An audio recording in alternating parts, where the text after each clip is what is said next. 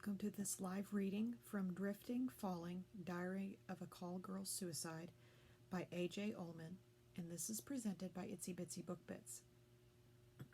Chapter 1, Thursday, January 1.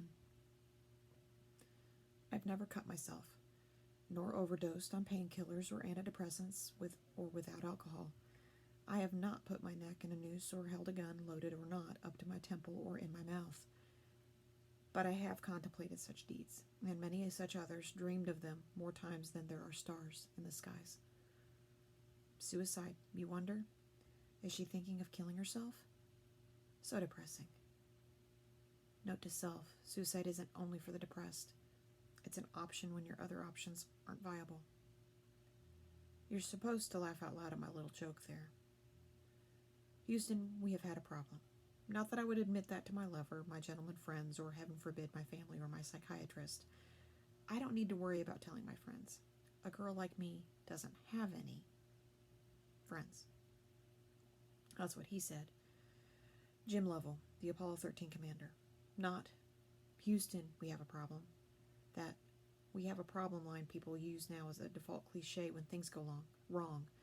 But Lovell used the past tense. I know.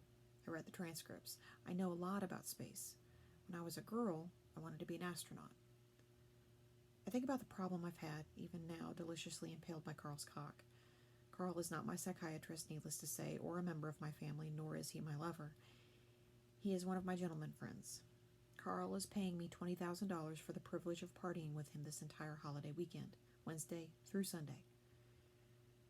The sex is part of the party. And for a man 20 years older than me, he does sex well. Stamina, baby, I tell him. You've got stamina. Even though I'm making really good money for a few days of my time, smiling and spreading my legs while sipping champagne, I still think about my problem. They never go away. The thoughts.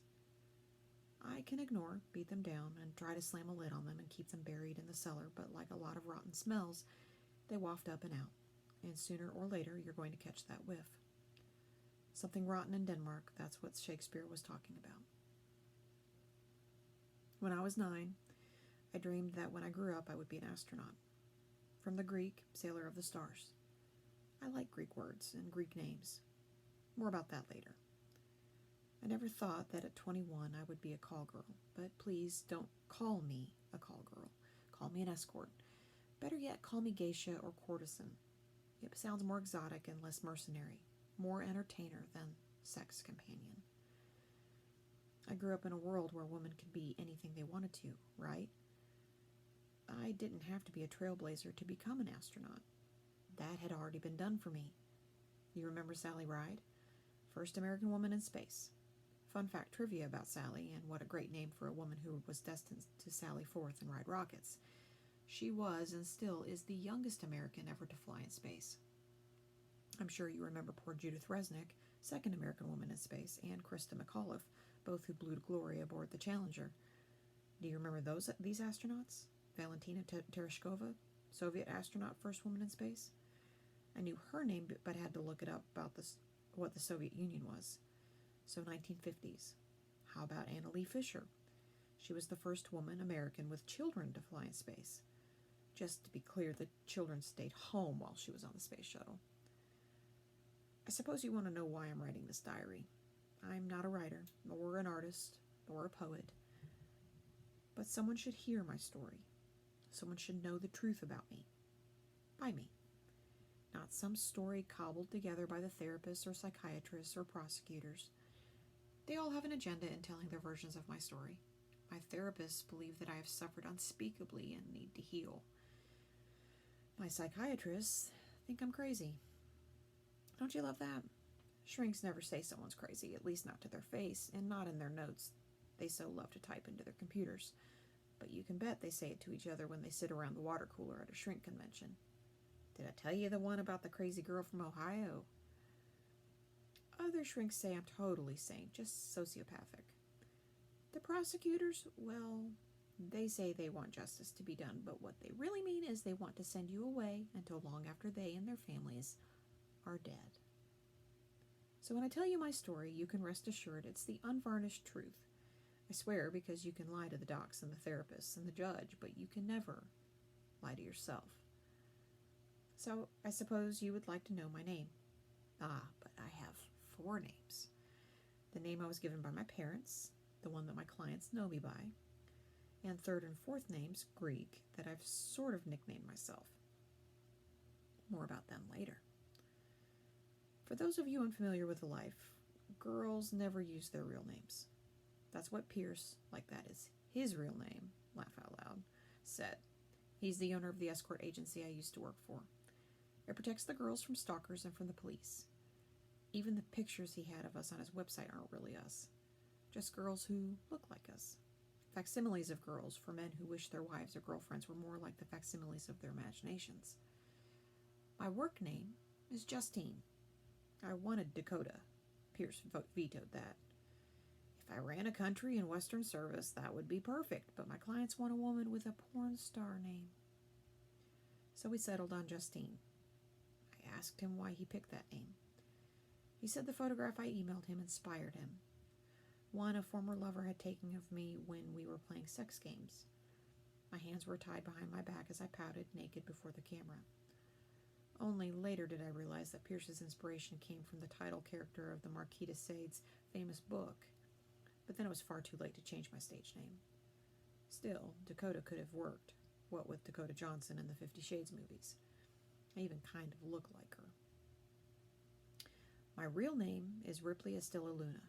My father insisted on naming rights over the objections of my mother, who bore the heavy labor not only of my birth, but of carrying me for 9 months. And he wanted something unique. Estillo is Spanish for crescent, Ripley Crescent Moon. My very name seemed to be my predestination that I would be an astronaut.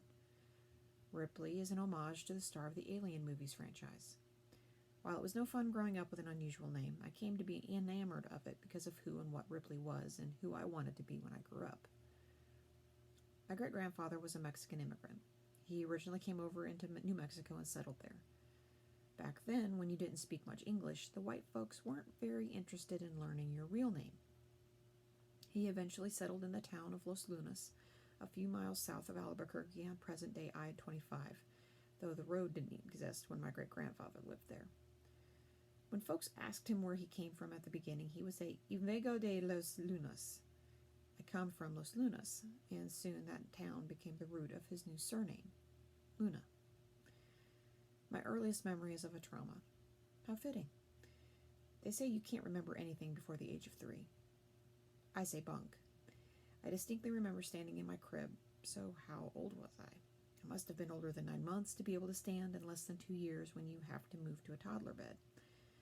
My mother brought me a bottle to drink, and I wasn't having any of that. Mother bottle-fed me and didn't deign to give me her breast. I was vividly upset, little infant lungs bellowing and screaming, and crying face turning all red upset at something. I flung that bottle, and it was a real glass bottle, not one of the plastic ones everyone used even back then, and it shattered all over the floor, milk spraying in gobs soaking into the hardwood floor, and little diamond shards of glass glittering in the reflected light of the ceiling fixture. Whatever upset me about taking the bottle paled in comparison to the startle effect of that shattering glass, and I wailed inconsolably. My original sin and my original trauma. My life has been one PTSD fest ever since. Infants are supposed to attach to their caregiver. That's psych speak for mother. They say that if you attach well to your primary caregiver, you will deal better with stress in life, do well in school, have higher self-worth, and build healthier relationships. Some sociologist named Erickson came up with this theory back in the 50s or so. Now, if you don't attach as an infant to your dear old mom, then you have had a problem, as Captain Lovell noted. You might be terrified to be left alone, or conversely, be completely blasé about mom. You might act out in school, get depressed, and become, well, basically all fucked up. So at the age of 9 months, I guess that was me. Unattached to mom, and definitely fucked. They teach this stuff to psychology students. I mean, do I really want to believe that? That my mom didn't bond with me? That's what moms are supposed to do to the babies, while the babies are supposed to attach to the moms. So I was predestined to become a depressed dropout loser with no ability to form healthy relationships with people? So is it really unhealthy to be paid a lot of money to have sex with rich, good-looking older men? I mean, isn't that what marriage is all about? A girl marries a guy and gives him sex in return for clothing, room, and board? I'm just not permanently attached to one man. Oops, there's that attachment word again. Look, consider me an entrepreneur. I have a limited commodity, and by that I mean my natural assets. Yes, I use that word on purpose. I'm young and a naughty hottie, and I'm willing to share it with a select group of guys with no strings attached. Just pay me well for the service. Everyone goes home with a smile on his or her face. This predestination thing is a tricky subject for me to wrap my head around. I mean, I want to believe. I know I sound like that X-Files guy Mulder that Mother used to watch on TV. I want to believe that my fate is not fated, that I can change the outcome. But those darned Greeks, they truly believed that the shit people endured was fated, no escaping it. If Zeus said you had it coming, by Jove, don't you like the way I mix my Greek god names with the Roman ones? You would end up chained on some mountaintop with an eagle eating your liver out every day, only to have it regrow overnight and repeat the process ad nauseum until the end of time. Sometimes my want to believe is trumped by my experience, and my experience has been that my life, at least before I turned 18, was that of a catfish. I lived at the bottom of the pond feeding on other fish's feces.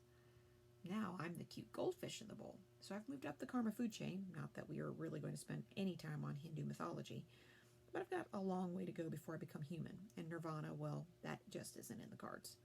See above, about fate. Isn't in the cards. Ever wonder where that phrase came from? In the old days, fortune tellers would read their tarot cards. They would lay a few out on the table and arrange them, and by this process claimed they could tell your future. If you wanted to marry some rich and famous guy and live happily ever after, but she turned over the death card, well, you were fated not to have your wish come true. Duh. My personal tarot card would have to be the Joker arrayed upside down. That signifies ill-advised risks, foolishness, rash choices, impulsiveness, and instability. I wasn't a good student in school, but my grades didn't reflect necessarily what I absorbed. I actually liked my English classes. In 9th grade, we read William Blake's poetry. I loved songs of innocence and experience. Tiger, tiger, burning bright.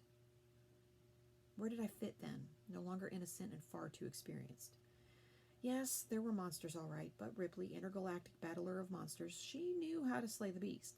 She, too, began as an innocent, but she selected her own fate to face the monster down in the force of the night. They usually come out at night, the monsters. Little kids know that monsters hide in closets, under beds, in beds. Ripley found that out just before she lay down to hibernate for deep space voyage with her kitten. I found that out too. And me, I am Ripley of the bedsheets, sailor of the stars, battler of monsters, both foreign and domestic.